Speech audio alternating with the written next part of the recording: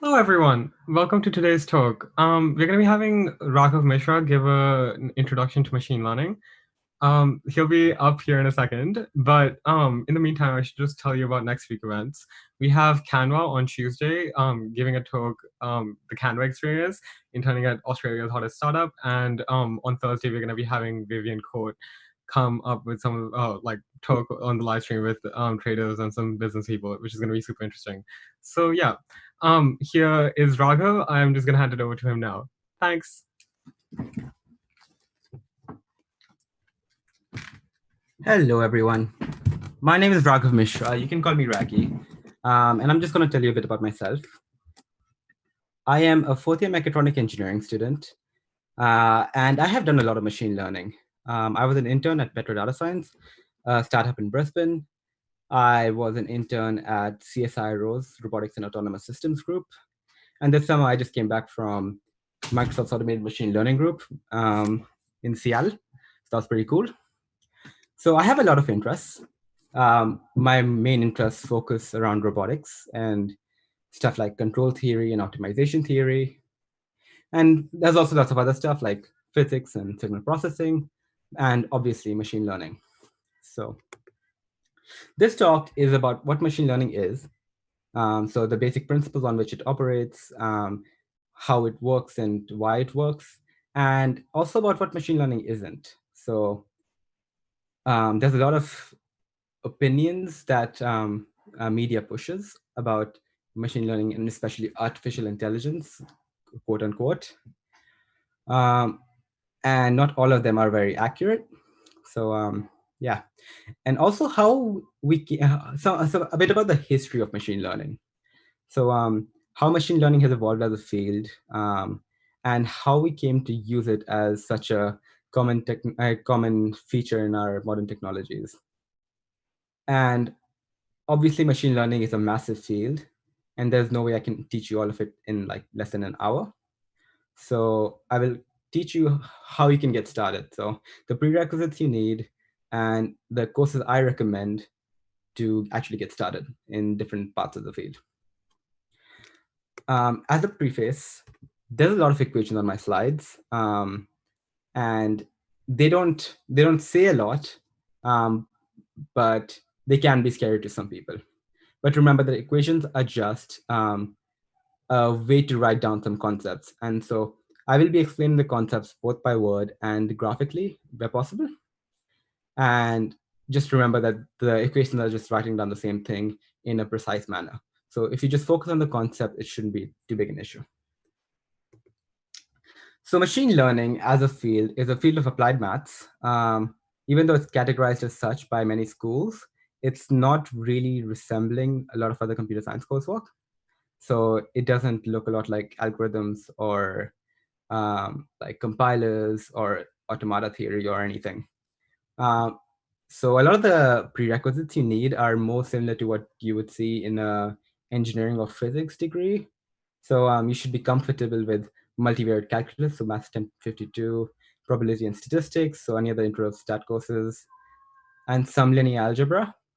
But since it is a field of applied maths, you do get what you put into it. So the more linear algebra you know and the more statistics you know, so knowledge about distributions of all kinds and how random variables behave, plus knowledge about like more abstract algebra, like inner products and whatnot, is actually going to help.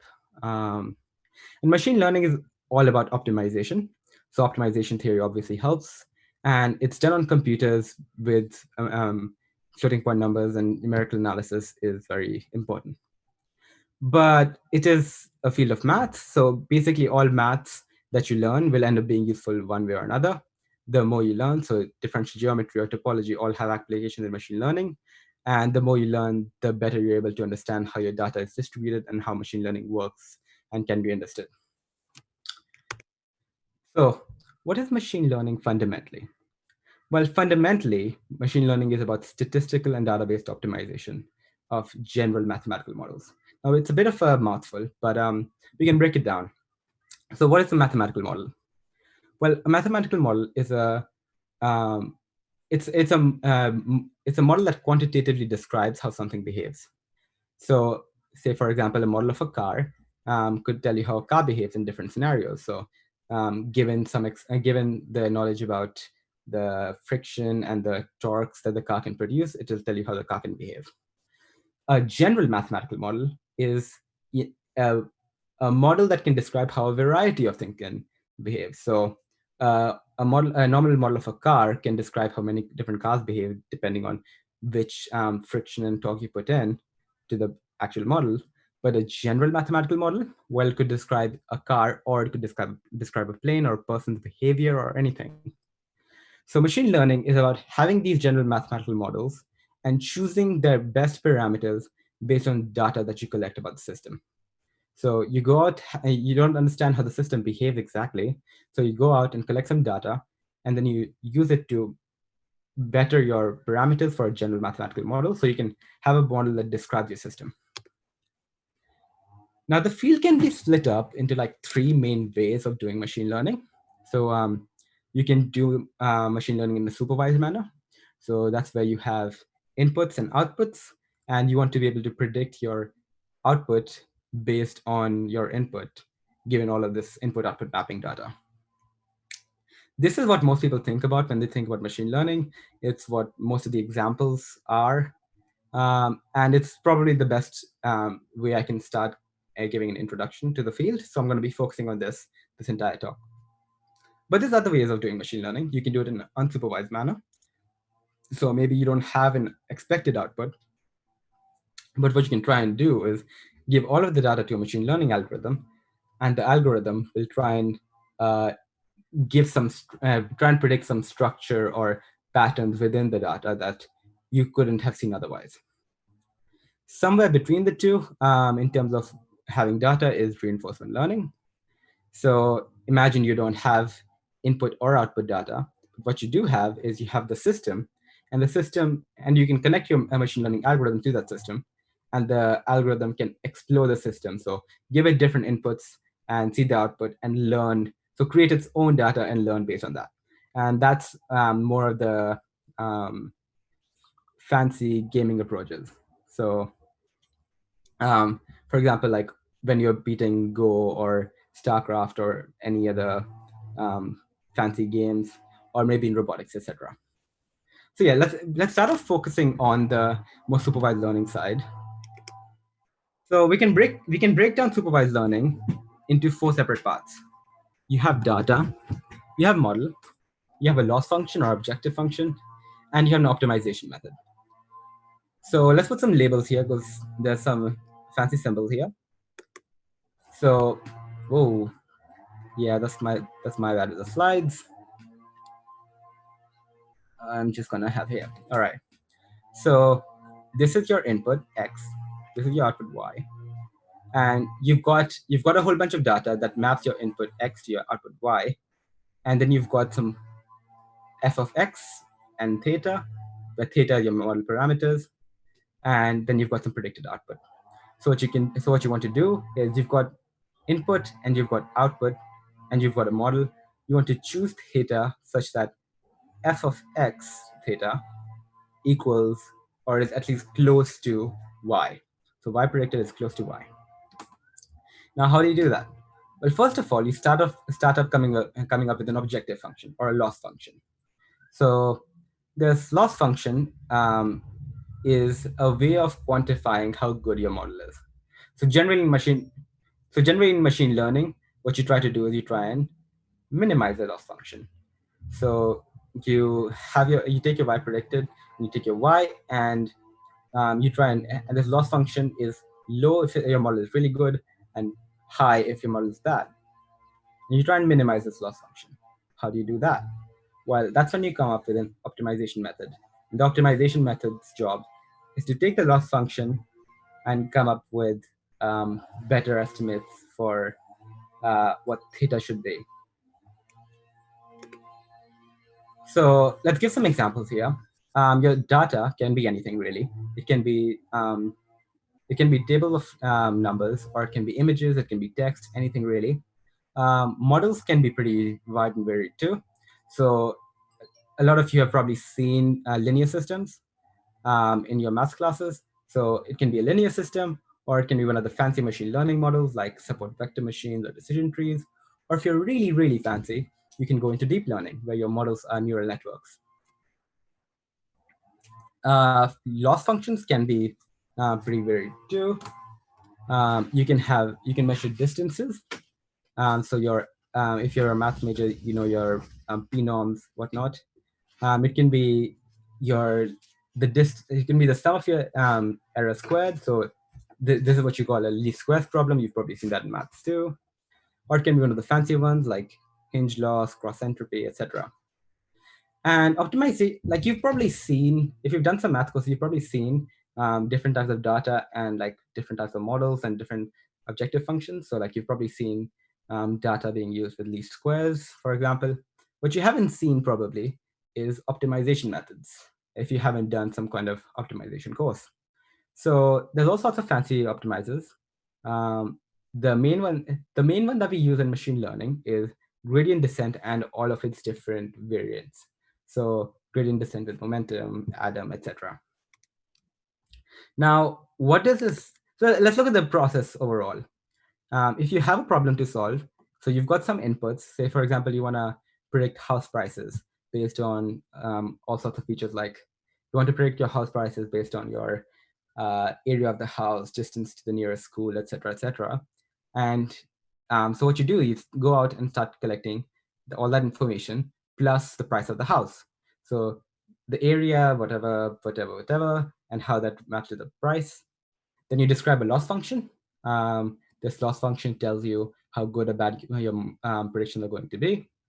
You choose a model, so basically a hypothesis for how your input relates to your output.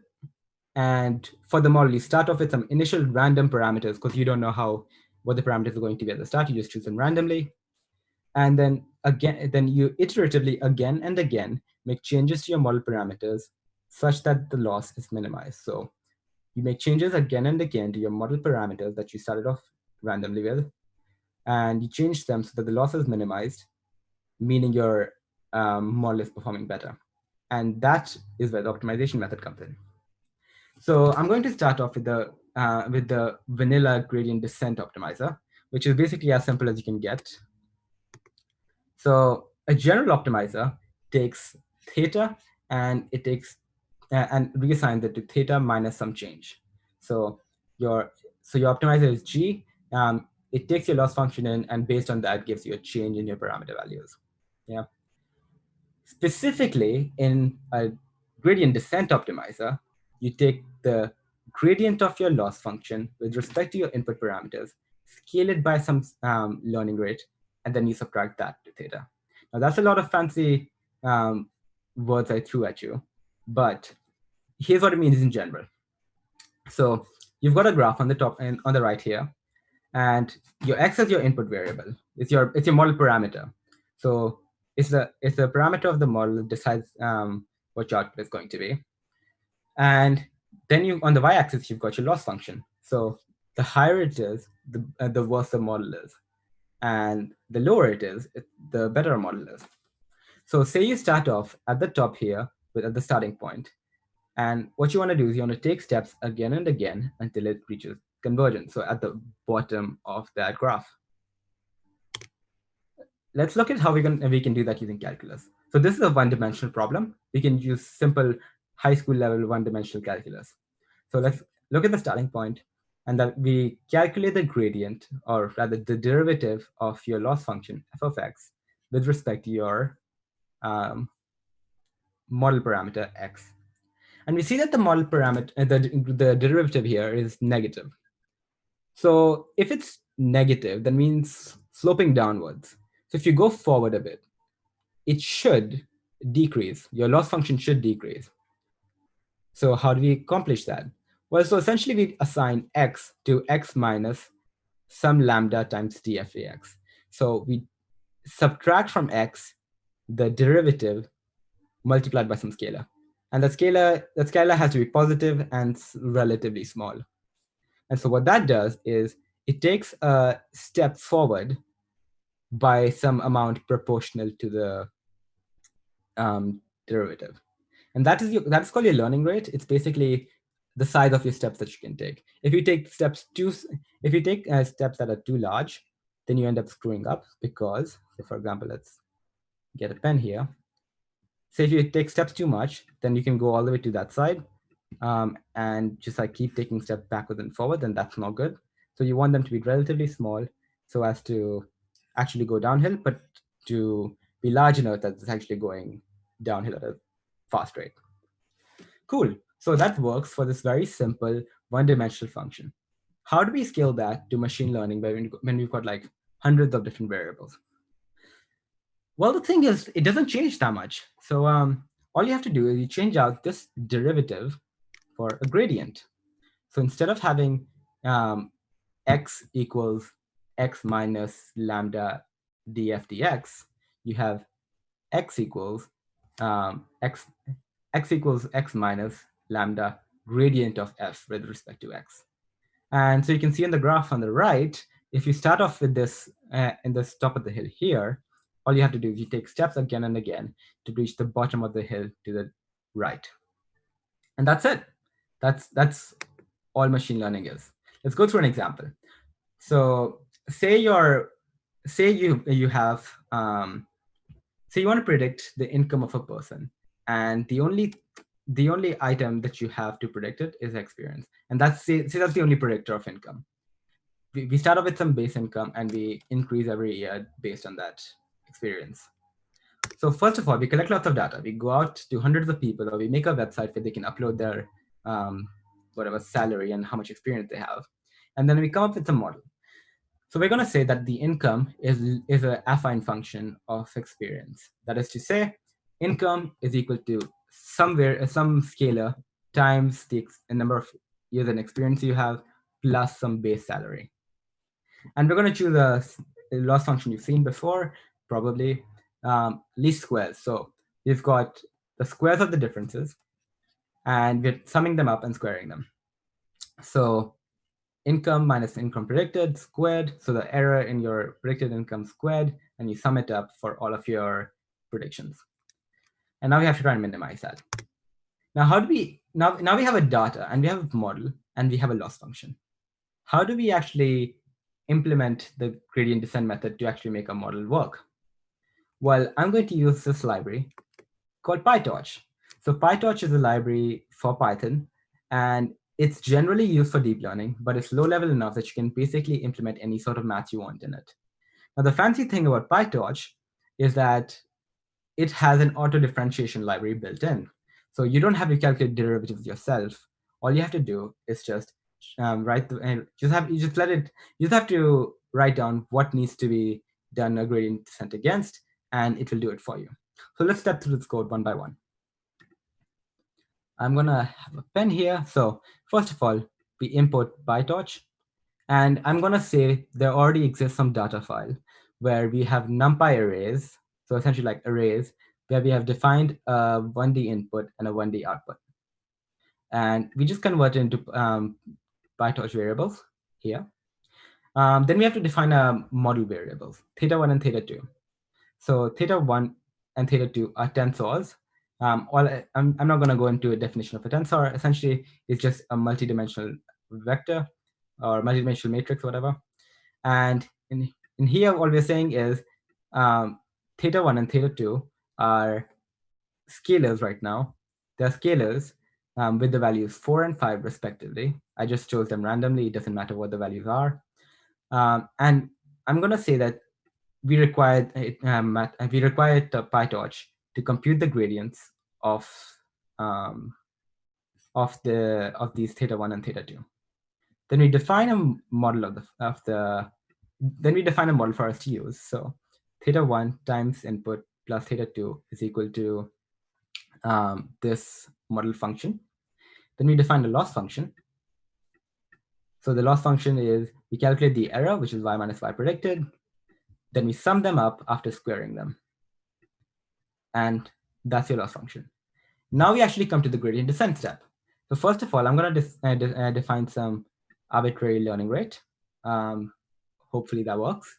And then we're going to, in a for loop, that is to say, we're going to repeat this again and again. I just randomly chose 500 times. That's way more than you probably need for this problem. Um, we are going to make a prediction. So the predicted is ypred. So you take the input, put it into a model. We're going to compute the loss, and then we're going to do loss dot backwards. Now, backwards here refers to backpropagation. It's an algorithm to try and calculate the derivatives of the loss function with respect to our model parameters. So it's going to calculate that in the background. You don't have to worry about any of the calculation there. So then all we do is actually the gradient descent step, where we take theta1 minus equals to, that is to say, theta1 equals theta1 minus theta1 dot grad times 1 e negative 5. You can write that as learning rate if you want to. But yeah, so you can just take the gradient and multiply it by some learning rate, and then you subtract it from theta1. And you do the same for theta2, and then you zero out the gradients so that's completely empty for the next iteration. And then you do this 500 times, in this code at least. And in the end, what you should have is a affine model of how the income relates to your experience. Now, what does that actually look like when it's running? So over time, theta1 and theta2 will change, and you can actually plot the data alongside the line that it's supposed to predict. And this is what you see here. So you start off with some random line that doesn't actually accurately represent, what do you call it? It doesn't actually represent the actual data that you have, but over time, with multiple iterations, what it can do is it learns very quickly how it learns very quickly what the data looks like, and that's it. You've done machine learning. Congratulations. Poof. That is all machine learning is. You have a lot of data, and you create a model, and then you change the model parameters again and again until it more accurately represents your data. Machine learning is not magic. It's not intelligent, and it's not going to kill us yet. It's a fancy version of fitting curves like you would in Excel. But wait a second. What is all this fancy stuff that I keep reading about online, where um, where media is telling me like deep fakes and beating StarCraft? How do you do that? This linear model doesn't do anything interesting. And you're right, the linear model doesn't do anything interesting. But what it does do is that it gives you a starting point for how to build more complicated models together.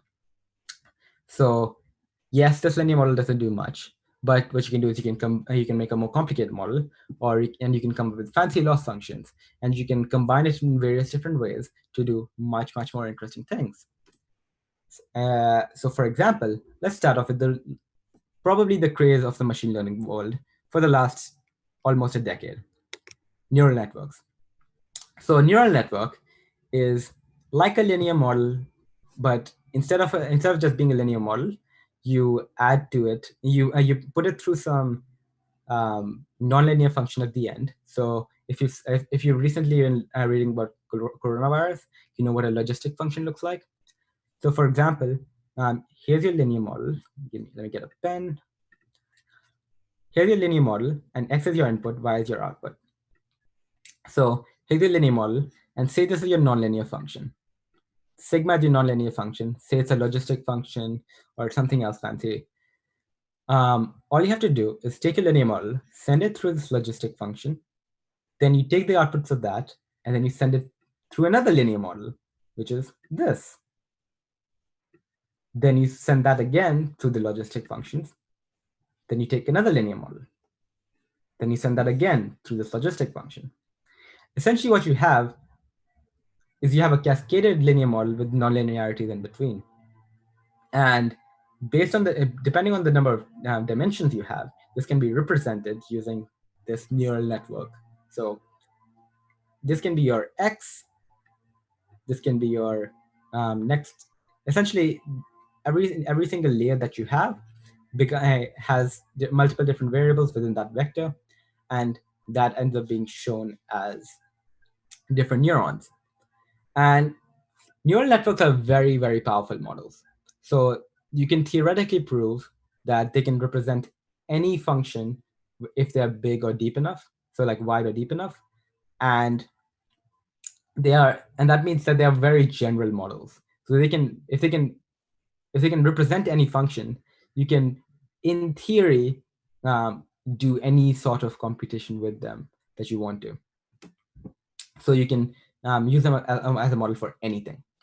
Now, the problem with neural networks is they are very general and they're very powerful, and they have seen a lot of success in computer vision and language models, etc. But they are a black box. So when in the case of a linear model that we had before, we could just look at the model variables, so like theta 1 and theta 2, or if you've got a bigger model like the matrix, the linear model matrix in general, and we can point out, oh wow, this variable has a lot of effect on the output. Well, that's not the case with neural networks. Because of the way they cascade and mix together, while it's a really powerful model, it's really hard to do it. It's really hard to look into them and see what makes them tick.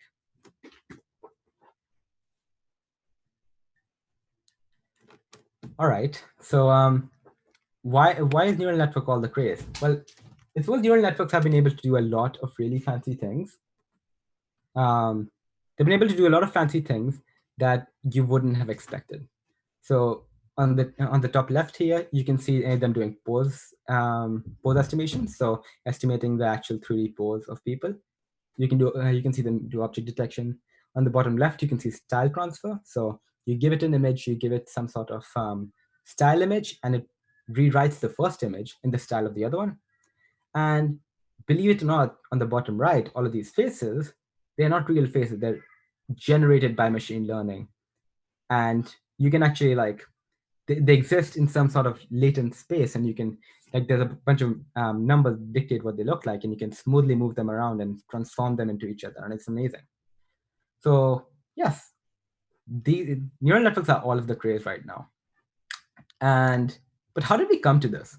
So now that people are pouring billions of dollars into machine learning research, especially deep learning, they're spending thousands and probably tens of thousands of compute hours on deep learning and machine learning. Why? How did we come here? Well, first we have to start off with some history. So in 1950, Alan Turing defined, or at least he proposed the question, can machines think? And that basically started off the field of artificial intelligence. The question whether you can get machines to do things that we consider intelligent. Now, over the next 20-ish years, three different versions, essentially we have like three different academic communities in the next 20 to 50 years that develop. First of all, we have symbolic reasoning and expert systems. So this is the more traditional approach to AI. It's the sort of AI that can reason given some sort of knowledge base. So you give it some bank of knowledge, and it's able to do, and you ask it different questions based on that knowledge base. It can try and take a guess at whether or not something is true, false, or it can't be inferred. Then you've got perceptrons and what eventually became deep learning.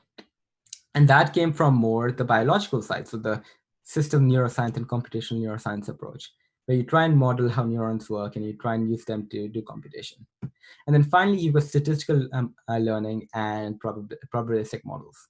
And that's the more traditional machine learning content that you see, the using statistics and probability with these models and using data to optimize them.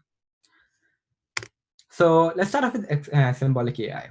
In the early 60s, this guy came up with the unification and resolution algorithms that you might have heard about in functional programming and whatnot. And those algorithms together allowed for a lot of deductive reasoning to be run. In 1970, they came up with a more tractable way of doing this sort of reasoning, and they came up with Prolog, which is even now the normal way to teach symbolic AI. Now, this sort of AI could actually reason about problems that you gave it, and that was super useful to us. So it was not only super useful, but it's also the fact that much of the work was done by mathematicians and computer scientists and philosophers, and being able to reason with logic and whatnot was something that was core to the subject, and they really liked that stuff. And also, the problem with other models, so statistic and probabilistic models, while we know now that they're super powerful, back then it was really hard to prove properties about them. So uh, being able to prove that they converge or they're able to represent this thing or another thing. And that meant people shied away from it a bit. So because that it's not there's not the only time that's happened. It was difficult to prove nice mathematical properties about this thing, so people didn't research it. The same thing happens in other fields. Uh, but the problem with this was actually a very powerful line of research, as we found out now. So much of the statistical probabilistic model work was done in other fields like pattern recognition or information retrieval. Okay, so what about perceptrons? So actually, perceptrons came from a completely unrelated line of research. So when we first started having Hebbian learning models from neuroscience and having models of how neurons behave, etc., the we had the early neurons and the early perceptrons, which is like basically a word for neural network that aren't necessarily deep and networky. They were firstly, a lot of them were binary. So when they were implemented in software, they were like on off, not actually continuous. And some work was done in hardware. So for example, on the right is basically the first implementation of a neuron like perceptron. So it's implemented completely in hardware. Everything, all of the values are tweakable by potentiometers, and it's done. It actually does computer vision. It's just not a very what do you call powerful model. Cool. So let's look at the environment so far in the 1980s. Expert systems dominate AI, and probabilistic models aren't being used in AI much, even though there's other research elsewhere. And the early neural networks are rudimentary. They're weak in terms of what they can do, and they're very hard to train. Enter late 1980s plus 1990s. We first of all, from control theory, some of the famous researchers nowadays borrowed backpropagation. So they made the activation functions in neural networks continuous, and then you're able to very easily train neural networks. Plus, there was a lot of work adding work in Bayesian networks, hidden Markov models, and lots of other statistical approaches in machine learning. And yeah, machine learning was getting popular-ish, but it wasn't. It was nowhere near the state it is now. But it all changed in the not 2010 exactly, 2012 I would say is probably the best time. But in 2012, AlexNet, a neural network, destroyed all other computer vision approaches at this competition called ImageNet at Stanford.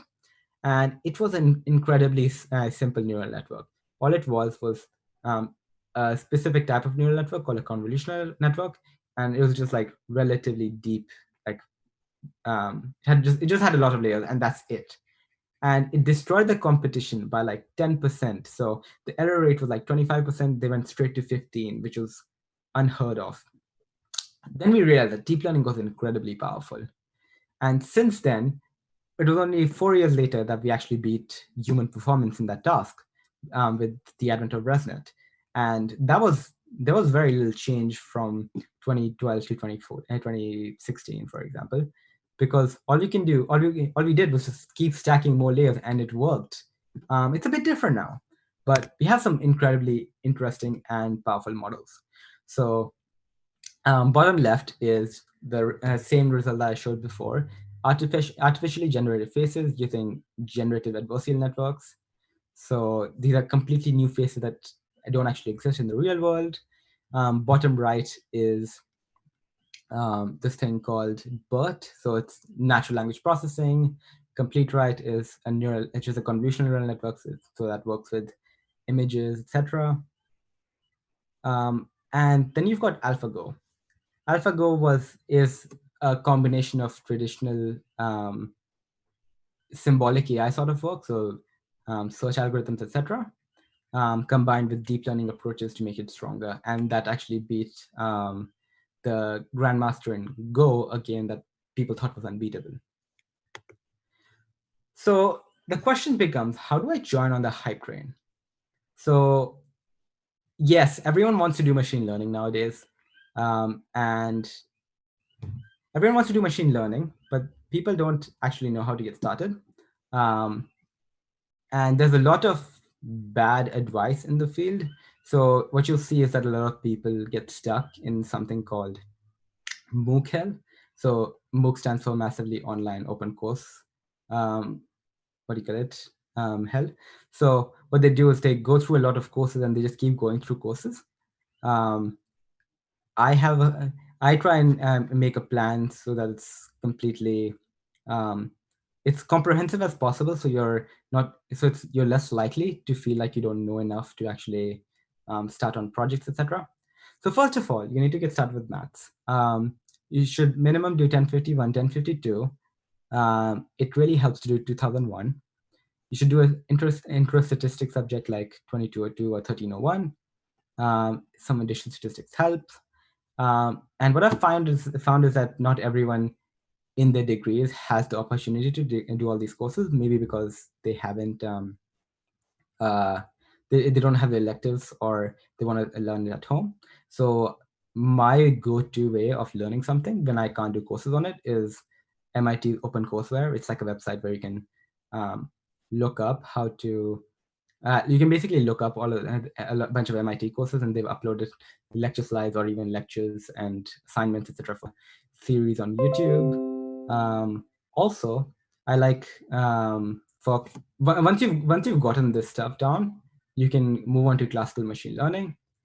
I like complementing two resources at it. I always like doing a book and an online lecture series or a course at a time. So my recommendation here is Pattern Recognition and Machine Learning by Christopher Bishop. He actually also recently has a second book out, and it's teaching machine learning by lots of case studies in a way. So that's actually pretty good too.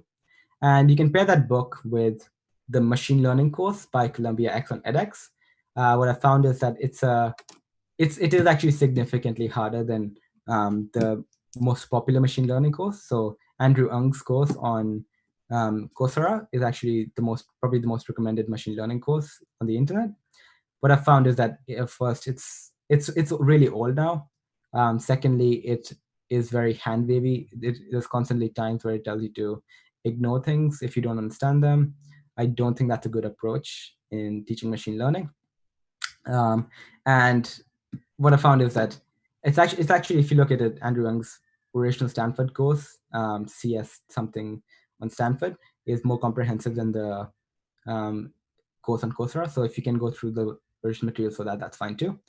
But the Columbia X course is actually pretty comprehensive, pretty detailed. I don't feel like you have to learn everything off by heart. It's a pretty dense course, but yeah. So once you've done some classical machine learning, you can move on to deep learning.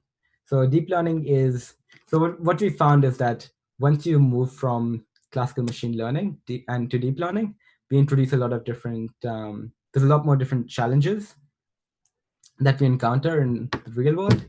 So optimization of neural network models is really hard.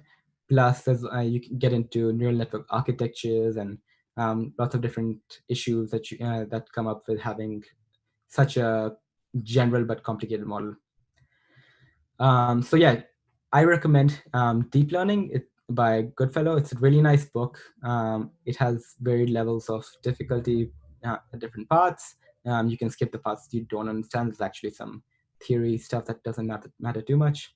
And what I found is that Stanford's graduate level courses on computer vision and natural language processing with neural networks is actually really good, both for learning deep learning from scratch and also for getting up to date with modern literature. So um, computer vision and natural language processing are like really complicated fields in of themselves, and they have these really complicated models. So in computer vision, you've got convolutional networks and there's fancy ways of rearranging them, and you've got generative networks, etc., etc. For natural language processing, you've got transformer models, etc. And learning those is from papers themselves is going to be hard. So a course like CS231N or 224N by Stanford are actually really good. Reinforcement learning is a bit of a ball game separately. Reinforcement learning has, in some ways, more overlap with other fields. So to control theory and statistical decision theory and whatnot, markup decision processes, etc. So I do think the it helps to have more background than just what I'm mentioning here. But a good start for classical reinforcement learning is Reinforcement Learning: An Introduction by Bartow and Sutton.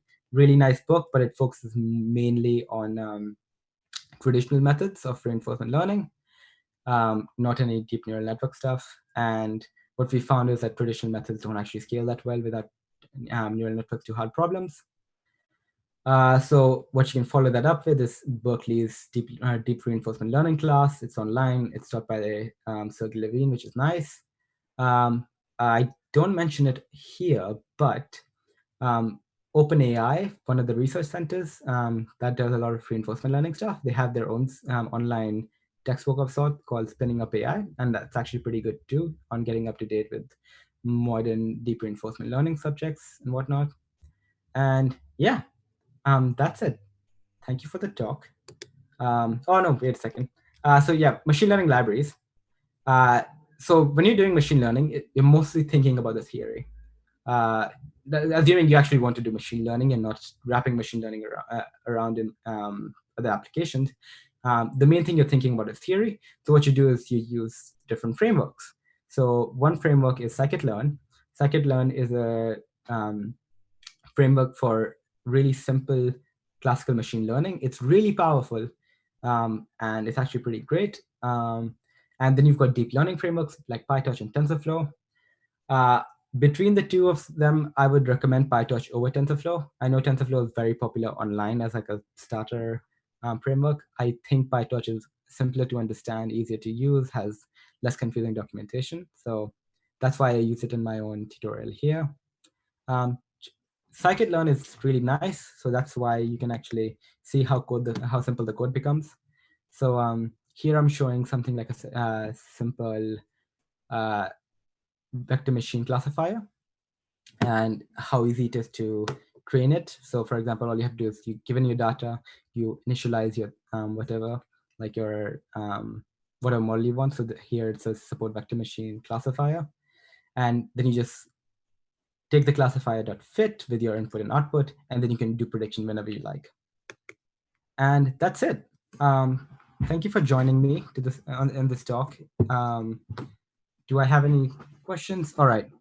I do not have the name of the Bishop book. Sorry. You should be able to look it up. It's the name is Christopher Bishop. Any other questions? It should be good. Yeah. Cool. So thank you for this, and I'm going to hand over to Madhav. Thanks everyone for tuning in. I would give Raghav a virtual mug normally in these online live stream times, but luckily he also lives in the same house as I do, so I can just give him a real one. Thanks everyone for tuning in. Again, we have 2 events next week, and yeah, you guys should tune in for those. Not exactly sure when the stream is going to end, but until then, I will blabber on. Yeah, thank you everyone.